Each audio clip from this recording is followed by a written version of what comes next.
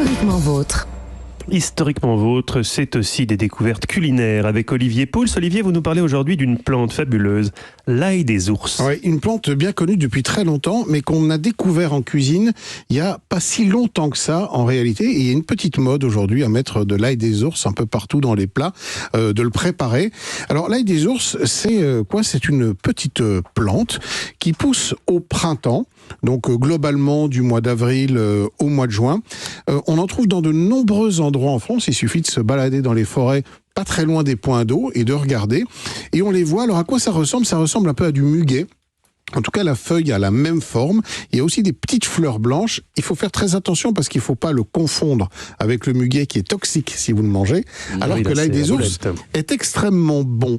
Alors, pour le savoir, c'est très simple, hein. Vous prenez les feuilles d'ail des ours, vous les froissez un petit peu entre vos doigts, vous sentez et vous avez une incroyable odeur d'ail. On a vraiment l'impression qu'il s'agit d'ail.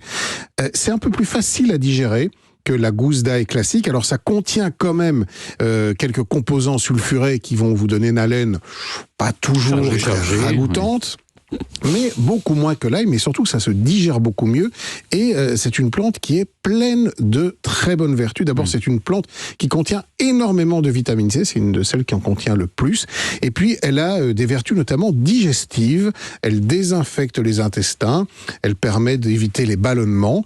Et alors, pourquoi s'appelle-t-elle l'ail des ours ? Eh bien, tout simplement, je vais vous le dire, parce que en sortie d'hibernation, les ours avaient l'habitude de prendre ces plantes, de s'en faire une bonne cure pour se purger et se désinfecter avant de commencer à manger et d'attaquer un repas un petit peu plus solide, sous forme par exemple d'une biche. Si on mange toutes, si on les mange toutes, il n'y en aura plus pour les ours. Alors vous inquiétez pas, hein, ça pousse assez facilement. Vous pouvez en mettre dans votre jardin, ça s'achète aujourd'hui dans les jardineries. Et ça ne va pas attirer les ours parce que dans le jardin de Thierry-Gardé, qui est essentiellement un jardin quand même à la française, ça serait dommage que des ours viennent piétiner. Oui, c'est vrai. L'ail des ours. Ça n'attire pas les ours pour autant. C'est possible, mais j'espère que non. Hein, sinon vous risquez d'avoir des problèmes. Mais je pense pas. Mais vous êtes protégé. Il y a des murs quand même. Oui, puis vous dormez avec un fusil, donc il n'y a pas de problème. Non.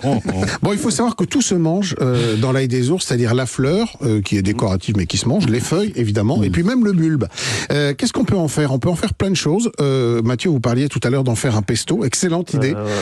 Pesto avec les feuilles d'ail des ours, donc vous mélangez quelques feuilles, une bonne poignée de feuilles d'ail des ours avec du parmesan, avec un peu de pignon de pin, on met ça dans un bol, on mixe et en même temps on monte avec un peu d'huile d'olive. Ça, c'est un pesto qui peut se garder plusieurs semaines, voire plusieurs mois dans le frigo et qu'on peut utiliser régulièrement, soit dans des pâtes pour tartiner, etc. Mais plus globalement, moi, ce que j'aime bien faire, c'est des pâtes à l'ail des ours. Alors tout simplement, on prend des tagliatelles, on les cuit très al dente. À côté de ça, quelques feuilles d'ail des ours hachées finement. Un petit peu de crème, un peu de parmesan qu'on fait fondre dans une poêle. On rajoute l'ail des ours. On rajoute les pâtes dans la sauce qu'on va lier.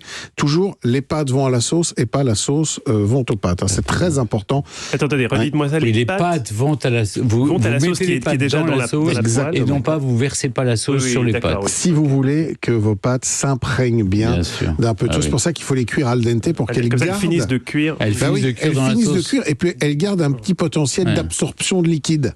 Et donc elles vont finir d'absorber le liquide dans la poêle. Toutes molles, elles l'absorbent. Et donc la sauce glisse par-dessus et vous avez la sauce d'un côté, les pâtes de l'autre et il n'y a pas de saveur de sauce dans les pâtes. Très bonne. C'est une technique, c'est imparable, les Italiens font ça et c'est vrai qu'on ne donne jamais cette technique dans les livres de cuisine, j'ai l'impression. On vous dit toujours verser la sauce par-dessus les pâtes. Mais si vous allez voir un grand chef italien, il fait toujours revenir dans une grande poêle ses pâtes avec la sauce et l'astuce c'est de rajouter aussi quelques cuillères ou une petite louchette d'eau de cuisson des pâtes qui contiennent l'amidon et qui va, là encore, permettre une bonne liaison de la sauce. Voilà. Merci beaucoup. Bravo. Merci Olivier, on retrouve toutes vos recettes plus délicieuses les unes que les autres sur le site europe1.fr.